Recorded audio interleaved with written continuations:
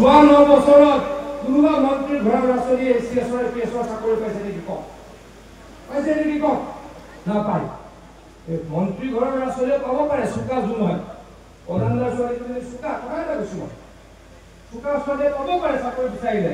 কিন্তু যদি কোনোবাই চাকৰি বিচাৰে, এতিয়া চোকা হ'ব লাগিব। ধনী ঘৰৰ দুখীয়া ল'ৰাই গাধা ল'ৰাই চাকৰি নাপায়, কাৰণ অসমৰ মুখ্যমন্ত্ৰী কোন? হিমন্ত বিশ্ব শৰ্মা। অসমৰ চৰকাৰ বিজেপিৰ গণশক্তি, অসমৰ চৰকাৰ এজিপি আৰু ইউপিপিএলৰ ৰাভাদুৰ মঞ্চ। গতিকে এইদৰেই আমি অসমৰ ৰাইজক সেৱা কৰিছো।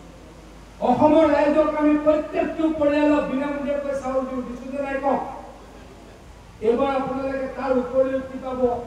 অহা 2 মাহৰ ভিতৰত যদি চেনি কিনে বজাৰৰ দৰতকৈ 25 টকা কমত চেনি পাব। যদি দাইল কিনে বজাৰৰ দৰতকৈ 25 টকা দামত কম দামত দাইল পাব, কিনিব পাৰিব। আৰু যদি নিমখ কিনে তেতিয়াহ'লে কিমান টকা? 10 টকা কমত আপোনালোকে নিমখ কিনিবলৈ পাৰিব। এই কাম কোনে কৰিছে? হিমন্ত বিশ্ব শৰ্মা ডাঙৰীয়াই কৰিছে। আজি আপোনালোকে কওকচোন, লাইটৰ বিল কেতিয়াবা কমে নেকি? লাইটৰ বিল কেতিয়াবা কমে নেকি? লাইটৰ বিল বাঢ়িয়ে গৈ থাকে। 1 এপ্ৰিলৰ পৰা হিমন্ত বিশ্ব শৰ্মা ডাঙৰীয়াই 1 ইউনিট লাইট খৰচ কৰিলে আগতে যিমান টকা দিব লগা হৈছিল তাতকৈ 1 টকা কমাই দিলে। মানে এতিয়া আপোনালোকে এই এপ্ৰিলৰ যোৱা বছৰ এপ্ৰিলৰ যদি চাব, এই বছৰ এপ্ৰিলৰ বিলখন যি মে মাহৰ প্ৰথম সপ্তাহত আহিব, যোৱা বছৰ এপ্ৰিল মাহৰ বিলখনৰ চাব, মিনিমাম কমেও 150 টকা আপোনালোকে কম বিল দিব লাগিব। এই কাম কোনে কৰিছে? এই বিজেপি, এই পদুম ফুলে কৰিছে। কিমান কাম কৰিছো কওক? এই মেডিকেলৰ কাৰ্ড কাৰ কাৰ আছে কওকচোন? মেডিকেলৰ কাৰ্ড কাৰ কাৰ আছে? আয়ুষ্মান কাৰ্ড চিন্তা কৰি চাওক। আয়ুষ্মান কাৰ্ড থকা মানে 5 লাখ টকাৰ ফিক্স ডিপোজিট, হয়নে?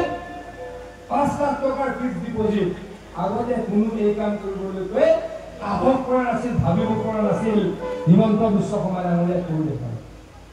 এতিয়া আমাৰ যদি কাৰোবাৰ বেমাৰ হয়, আমি হয় ডিব্ৰুগড়লৈ গৈছো, নহয় লখিমপুৰ মেডিকেললৈ গৈছো, আমাৰ এতিয়া টেনচন নাই, চিন্তা নাই, কাৰণ আমাৰ পকেটত কি আছে? আমাৰ পকেটত 5 লাখ টকা নৰেন্দ্ৰ মোদী আৰু হিমন্ত বিশ্ব শৰ্মা ডাঙৰীয়াই দি দিছে, হয়নে নহয় কওক? গতিকে আমি এতিয়া যদি বেমাৰ হয় আমি সাহসেৰে থাকো। আগতে বেমাৰ হ'লে মানুহজন চিন্তা কৰিছিল, হয়নে নহয় কওক? কিডনিৰ বেমাৰ হ'লে, হাৰ্টৰ বেমাৰ হ'লে, কেঞ্চাৰ বেমাৰ হ'লে চিন্তা কৰিছিল, কাৰণ টকা নাই, ট্ৰিটমেণ্ট কৰিবলৈ টকা নাই।